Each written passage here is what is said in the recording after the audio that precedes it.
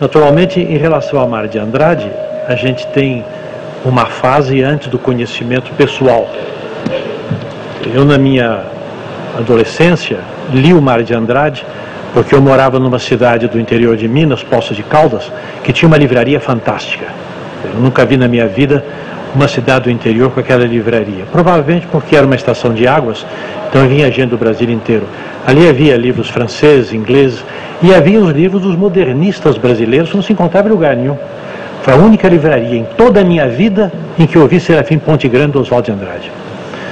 Então eu li Macunaíma, essa coisa toda. Mas o Mário de Andrade, pessoalmente, eu vim a conhecer só em 1940.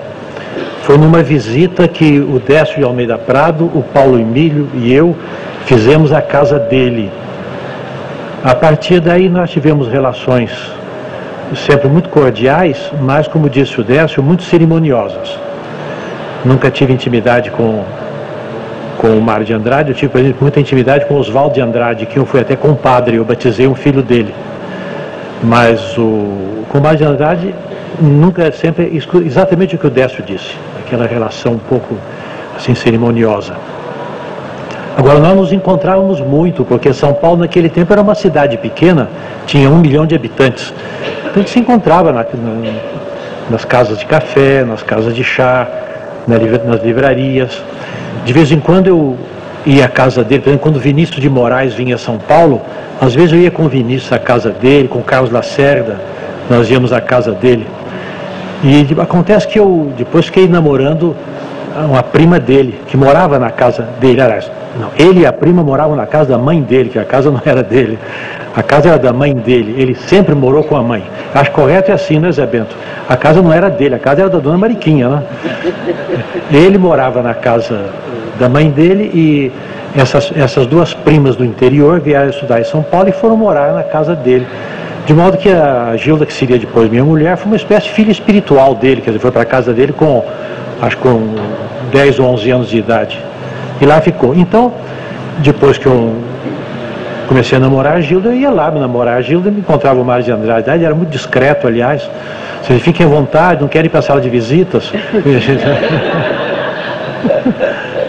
Em 1941, como diz o Décio, nós fundamos a revista Clima e ele fez aquele admirável ensaio, que é um ensaio muito importante sobre a questão da posição ideológica do intelectual, que é a Elegia de Abril. Agora, ele tinha em relação a nós uma certa ambivalência, que fica muito nítida numa carta ao Paulo Duarte, em que ele fala que nós éramos rapazes muito inteligentes, muito simpáticos, mas no fundo muito apolíticos, que nós éramos capazes de escrever com a maior frieza sobre a medida do crânio de Hitler, que sente paixão ideológica. Ele estava naquele tempo muito entusiasmado com o Décio disse, muito para a esquerda e aquela coisa toda. Agora, no Clima, eu escrevi um artigo sobre a poesia dele, porque em 1941 ele reuniu os poemas dele num volume chamado Poesias. E eu era crítico literário do Clima, escrevi um artigo, ele gostou desse artigo e ficou muito satisfeito, agradeceu. Em 1942, foi fundada em São Paulo uma associação importantíssima, que é a Seção Paulista da Associação Brasileira de Escritores. E a finalidade dessa associação era não apenas dar consciência profissional aos escritores, sindicalizar um pouco, mas regimentar os escritores na luta contra a ditadura daquele tempo, que era o Estado Novo.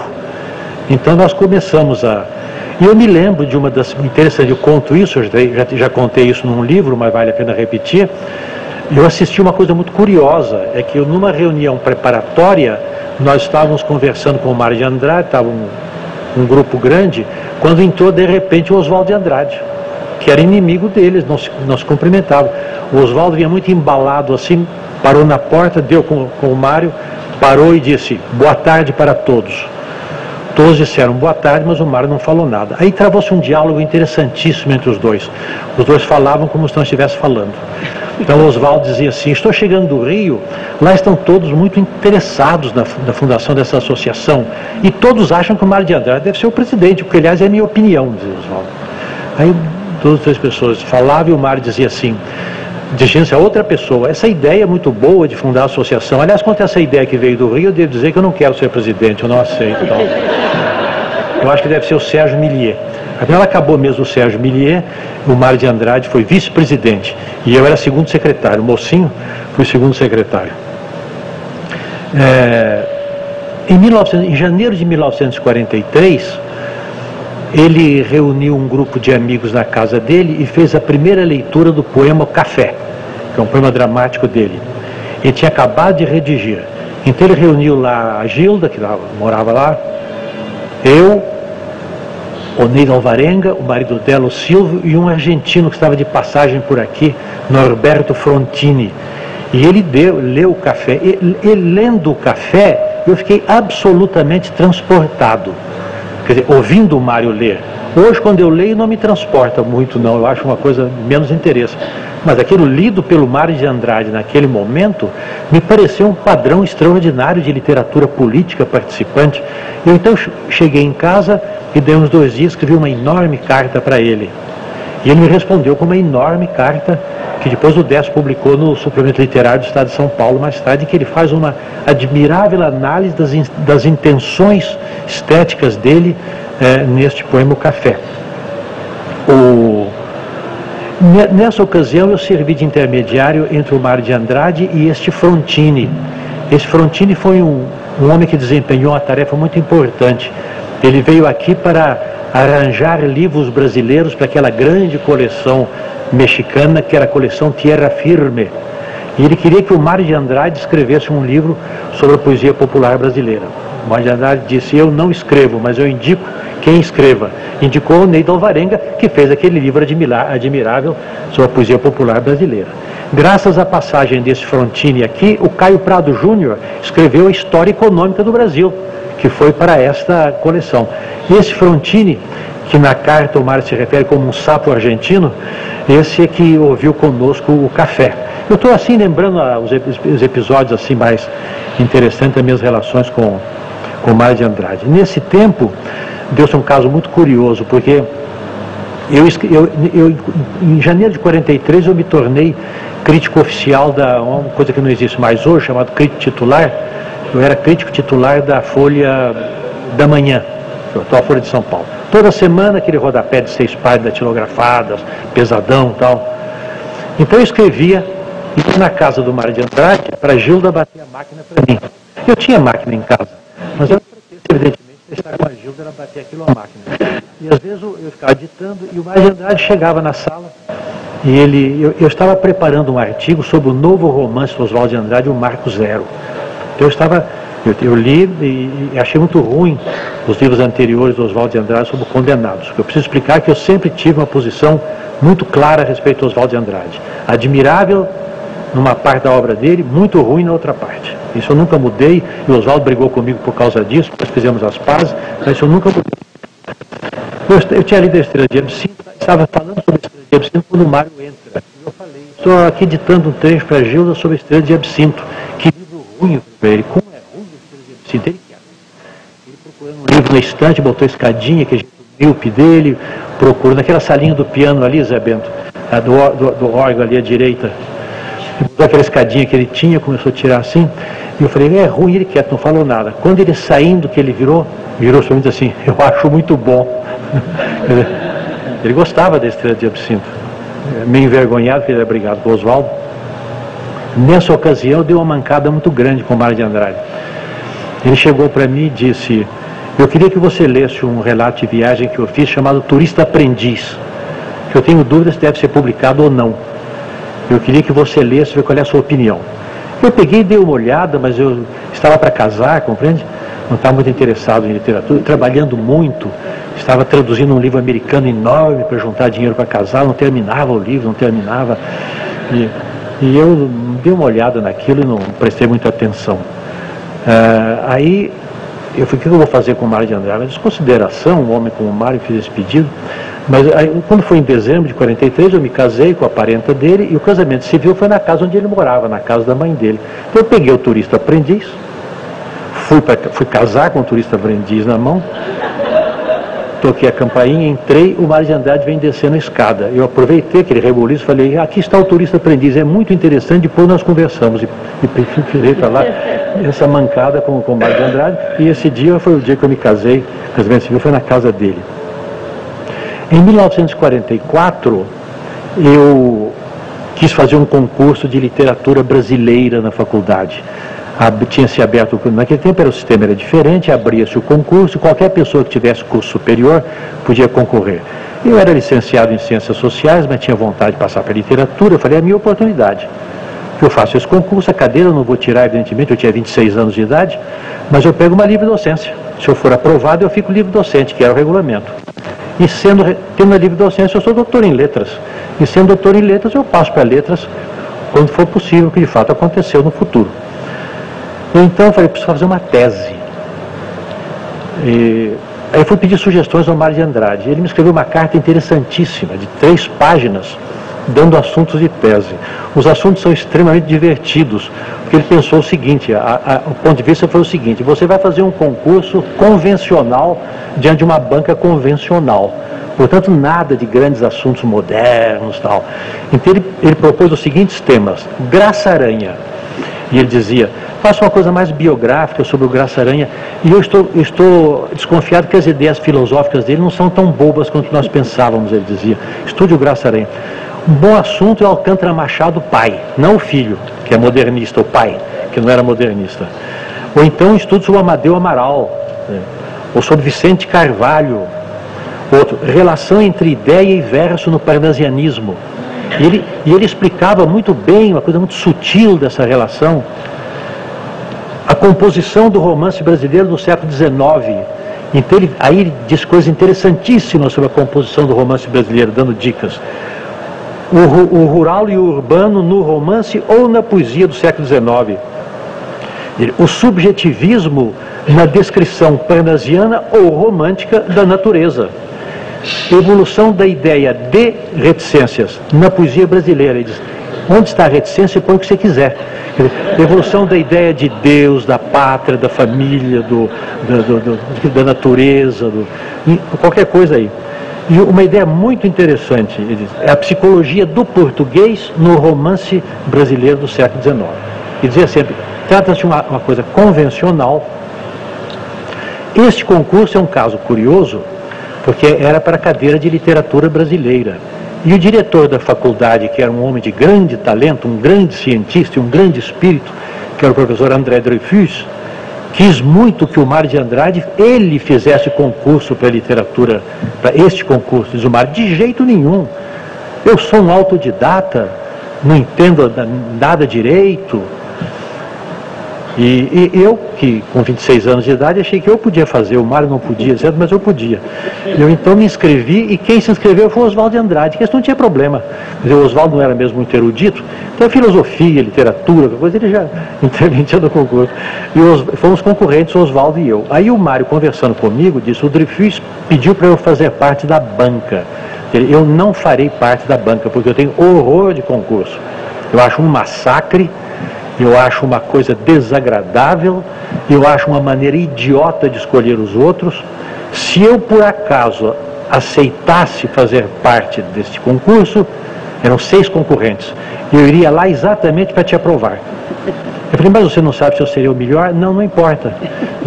Eu só entro em concurso para aprovar um determinado candidato, porque eu sei que é o melhor.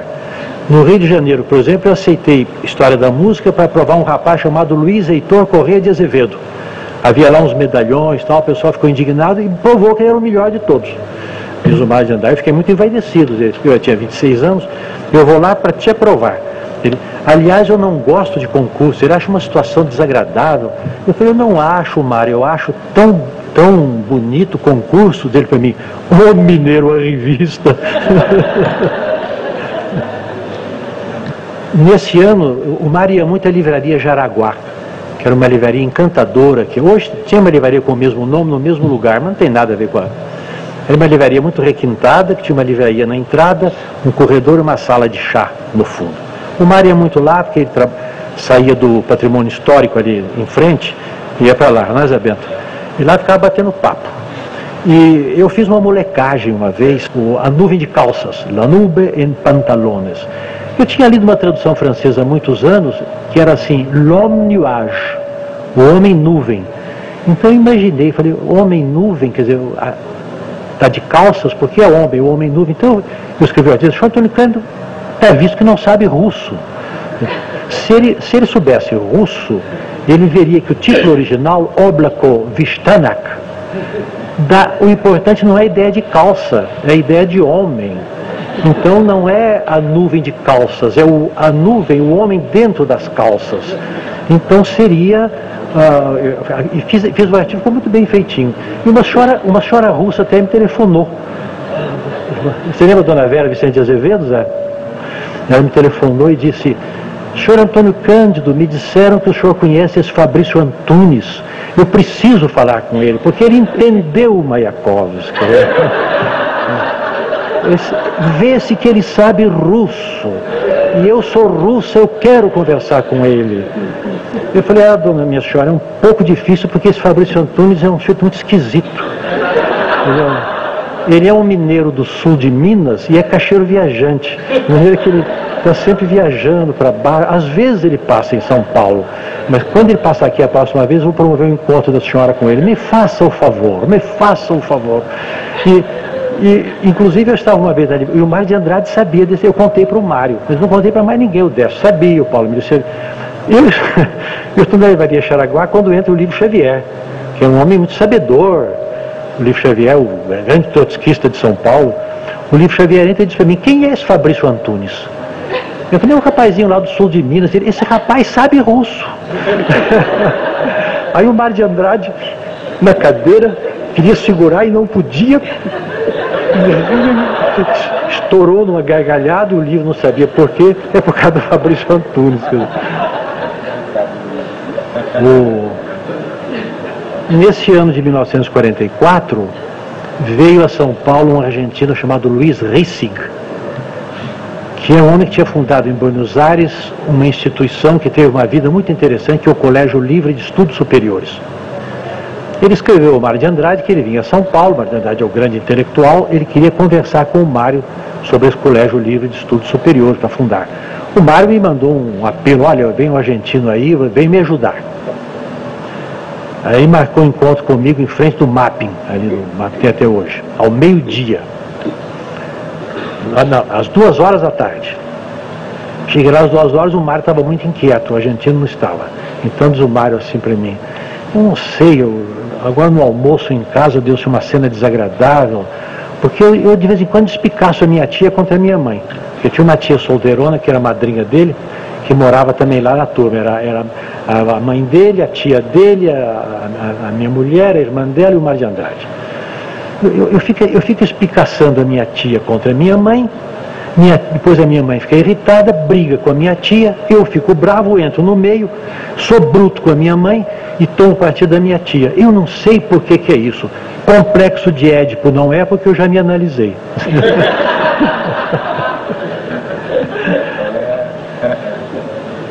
Em 1945, houve o famoso primeiro Congresso Brasileiro de Escritores de São Paulo, que foi a grande arregimentação dos escritores contra a ditadura.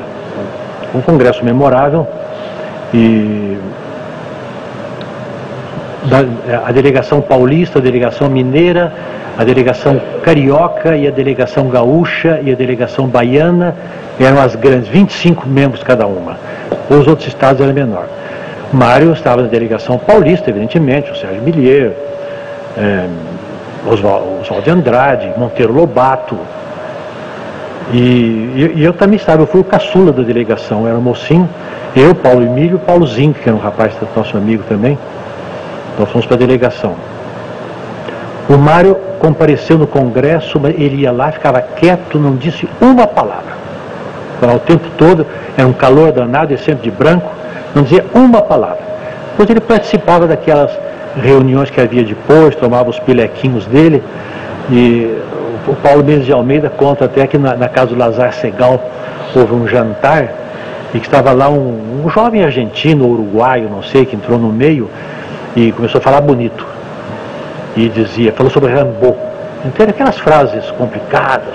Ele disse, por exemplo, vamos imaginar, o Paulo Mendes sabia direitinho o que era. Me parece que Rimbaud é uma inserção cintilante na transcendência, em planos absolutamente inconfundíveis de transposição inenarrável e inefável. O que parece, diz o Paulo Mendes? Eu não, quem entende de Rimbaud é o Rubens Borba de Moraes. Aí foi para o Rubens, achou o Rubens Borba de Moraes e tal. Eu estou dizendo aqui, senhor, que Rimbaud para mim é a cintilação do inconsciente no nível superlativo e tal. Diz o Rubens, não, e o Rimbaud eu cuidei na mocidade, agora eu só cuido de livro, sou bibliotecário. Quem entende de Rimbaud é o Mário de Andrade. Aí o Mário de Andrade, el grande Mário de Andrade está acá. É aquele ali, ó.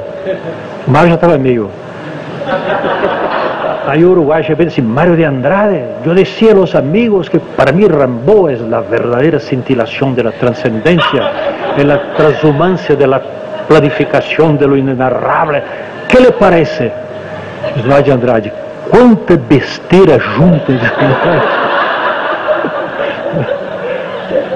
Quanta besteira junta, dizer. Olha aqui, mocinho. Poesia é safadeza. A gente quer pegar uma mulher, não pode, faz um poema. E comigo é ali na Piririca. Diz o argentino, que é esto de Piririca? Que é esto de Piririca?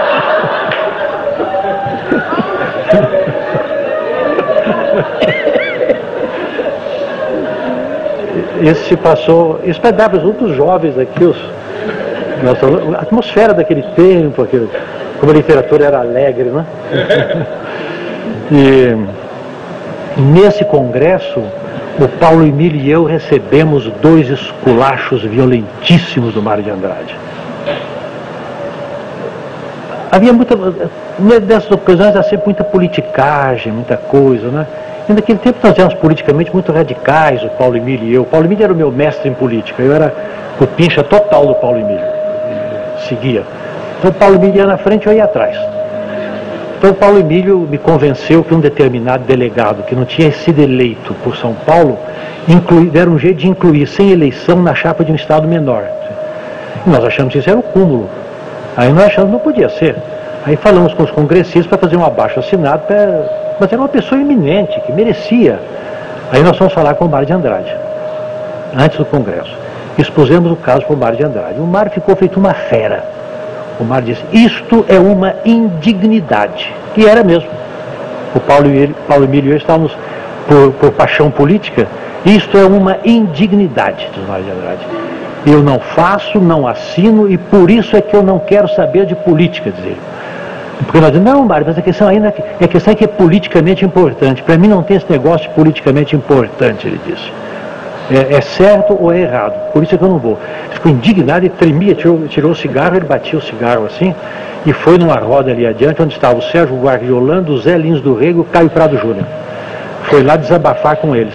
Muito tempo depois, pouco antes do Sérgio morrer, isso foi em 1945, o Sérgio morreu em 82, então 37 anos depois, diz o Sérgio, eu tenho que confessar uma coisa, eu falei mal de você uma vez, junto com o Mário de Andrade e o Caio Prado Júnior. Eu falei, eu já sei, porque eu ouvi vocês lá e vocês tinham toda a razão que vocês tinham que falar mal de nós mesmos. Esse foi o primeiro esculacho. O segundo esculacho foi no encerramento, em que Oswald de Andrade fez um discurso admirável, divertidíssimo, provocou uma celeuma, e Oswald de Andrade lançou a candidatura do brigadeiro Eduardo Gomes à presidência da República. Não era, as esquerdas não queriam que lançasse ainda, o Partido Comunista não queria que lançasse a candidatura do Eduardo Gomes, mas nós que éramos socialistas não do Partido Comunista, achamos que era ótimo, e aplaudimos, tal. Eu briguei com um senhor que estava ali perto de mim, xinguei, barulhei, ele quis me dar uma bengalada. Aí na saída, o Paulo Emílio entusiasmado, estava o Mário de Andrade, assim num canto, nós falamos para o Mário, olha que ingenuidade, esquecemos da briga dele com o Oswaldo. Falamos, que admirável o discurso do Oswaldo, hein, Mário, para quê? O Mário perdeu a tramontana, uma indignidade, uma safadeza, não reconheço no Oswaldo autoridade moral para falar da sociedade de São Paulo, porque tinha gozado os granfinos da sociedade de São Paulo e tal. Aí nós ficamos meio sem graça e fomos embora. Isso foi no fim de janeiro.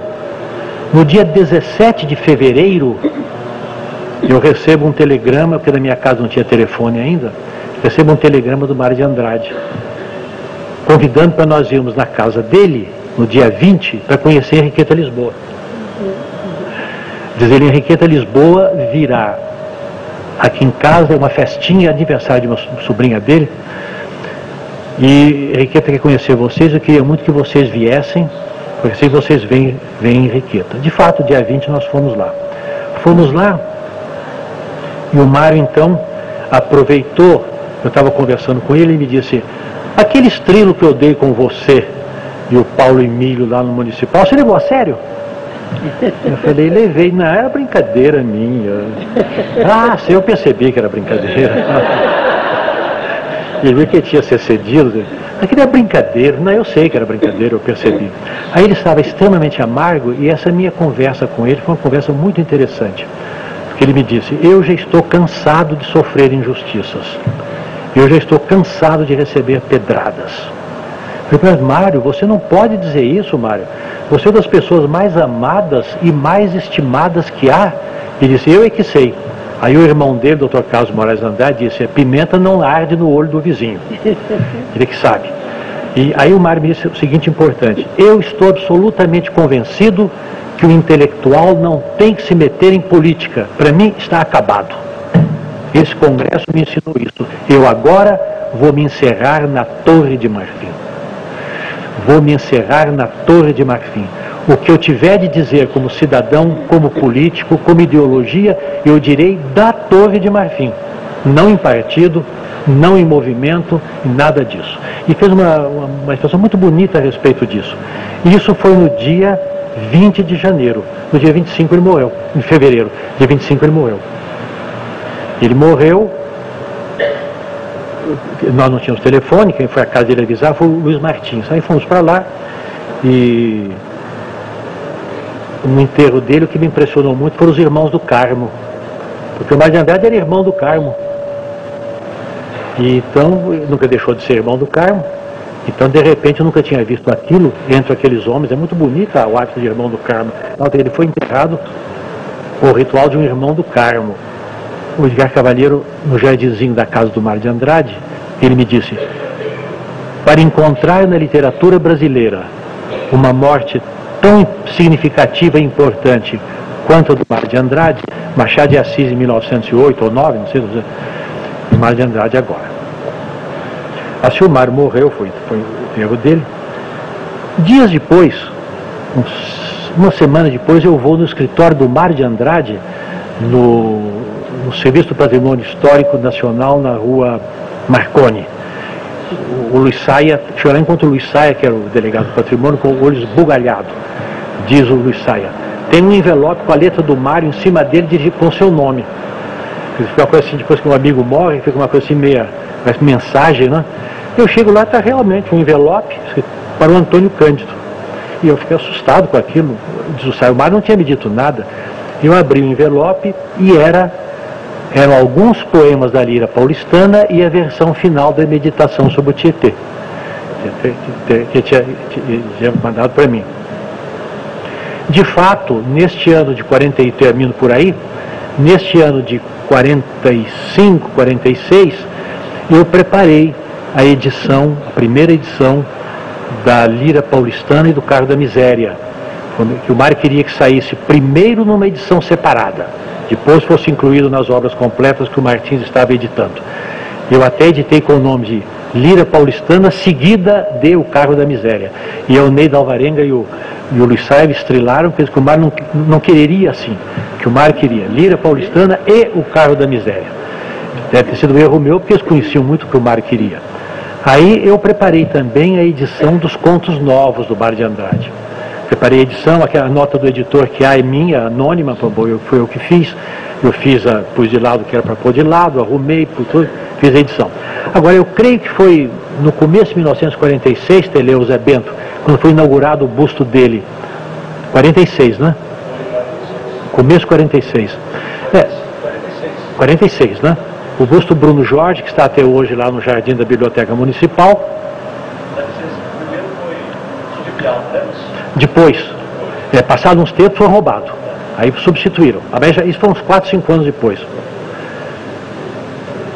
Na inauguração do busto do Mário de Andrade, o Sérgio Millier organizou algumas comemorações. O Oswaldo de Andrade foi, estava muito emocionado, ele foi lá, foi falar com o irmão do Mário. Aí decidiu-se que ia ser feita uma leitura pública do Café. E eu falei, a pessoa boa para ler é o Carlos Lacerda, que foi amigo, tinha uma voz, o Carlos Lacerda tinha uma voz baritonada, bonita, tinha sido muito amigo do Mário. E o Carlos estava aqui pela inauguração do busto. Eu levianamente falei com o Carlos Lacerda. Ele, eu aceito. Mas aí o Ney da Alvarenga e o Luiz Saia vetaram. Não sei se o Zé Bento também vetou. Não é Zé Bento. O Neida e o Zé disseram que não, porque o Carlos Lacerda estava com atitudes políticas que o Mário desaprovaria totalmente, não podia ser. Aí eu, muito sem graça, falei com o Carlos, olha, Carlos, eles querem que eu leia, tal, o Carlos, não, eu já sei, eu já percebi, diz. Aí eu ligo, em vez de ser a bela voz, a baritonada do Carlos Lacerda, foi minha voz débil, eu li fiz a leitura pública na Biblioteca Municipal, e no ano seguinte saíram os contos novos. Eu só quero terminar dizendo que o Mário de Andrade, para a meninada que não conhecia, era um homenzarrão, bem feio, grandão, bem feio, mas extremamente simpático. Ele tinha um riso muito simpático e quando ele gargalhava, ele ria com o corpo inteiro, né, Zé Bento? Era um feio bonito, um feio bonito, e as mulheres se interessavam bastante por ele, né? Despertou paixão que não foi brincadeira. Mas ele era bem feiozão, muito bem vestido, usava sempre sapato do Guarani, que era a sapataria mais cara de São Paulo. Era aquele sapato escocês furadinho assim, ele só usava aquele sapato furadinho, bico fino. Tinha um chapéu sempre de aba meio larga, enterradão aqui, né, Zé Bento? Agora, a impressão que eu tinha é que o Mário de Andrade não era um homem muito natural, que ele não tinha muita naturalidade. Não sei, não digo na casa dele ou com os amigos mais íntimos, mas assim com o Décio, comigo, com o Paulo Emílio, com outros, ele era sempre meio cerimonioso com a gente, não tinha muita naturalidade. Então a gente que já não tinha muita naturalidade, ficava aquela... Mas com os íntimos eu sei que era completamente diferente. O mais que eu me lembro é que ele sentava quase toda noite numa mesa do bar Franciscanos, que é ali na rua Líbero Badaró. Hoje tem um bar Franciscanos no começo da Avenida Consolação, que é sucessor desse. Mas aquele que era divertido, tinha uma janela que dava sobre a Anhangabaú, ele sentava na última mesa redonda da esquerda lá e pedia uma pedra. Sabe o que é pedra? Pedra é aquela caneca esmaltada, grande, para tomar chope. Chamava-se uma pedra, hoje não sei se tem. Que era uma pedra, uma pedra. Tinha a pedra, a caneca e o cristal. O cristal é o copo, a caneca é aquela de alça. Ele pedia uma pedra, sentava ali e ficava. E o pessoal ia chegando. O pessoal ia chegando. Quando eu não conhecia ainda, eu via de longe aqueles eleitos que chegavam. Às vezes a gente recebia um recado do Mário de Andrade. João Alfonso está em São Paulo. Vá no Franciscanos para conhecê-lo. Ia lá o João Alfonso, achei muito casmurro, quetarrão, João Alfonso. Conheci lá o Rubem Braga, o Fernando Sabino Mocinho, chama-se ainda Fernando Tavares Sabino, tinha publicado um livro chamado Os Grilos Não Cantam Mais. Ele tinha 17 anos. E ele e o Mário de Andrade admiravam muito o Otávio de Faria, que eu achava um péssimo escritor. Então eles defendiam, atacavam. Então esse dia eu vou terminar com essa história. Diz o Fernando Sabino, mas por que você não gosta do Otávio de Faria? Eu falei, por várias razões, porque ele não sabe escrever e inclusive porque eu naquele tempo eu era um jovem militante muito ardoroso, bem marxante. Eu disse, porque ele escreve livros que não tiram o sono do Roberto Simonsen. Roberto Simonsen era o Antônio Emílio de Moraes daquele tempo, vai ser o grande milionário e tal. Bom, passam-se uns 2 anos, sai o livro Terra do Sem Fim, do Jorge Amado. Foi uma inflexão na carreira do Jorge Amado. O Jorge deixou aqueles romances panfletários, violentos, Fiz um romance compreensivo, que até tem bons fazendeiros, tem bons reacionários, que antes não tinha. Como é chamado, tudo fazendeiro é ruim, trabalhador é bom. Aqui tinha até uns fazendeiros bondosos, mulheres fazendeiros, boas pessoas. E eu gostei muito do livro, achei um livro extraordinário, como acho Terra do Sem Fim, um livro muito bom. Então eu fiz um rodapé, eu fui na casa do Mário para a Gilda bater a máquina e diz o Mário para mim, mas tem uma coisa na Terra do Sem Fim que você escreveu, mas você não viu. O que é? O que tem na Terra do Sem Fim de ruim? Não sei, esse é um livro que não tira o som do Roberto Simons.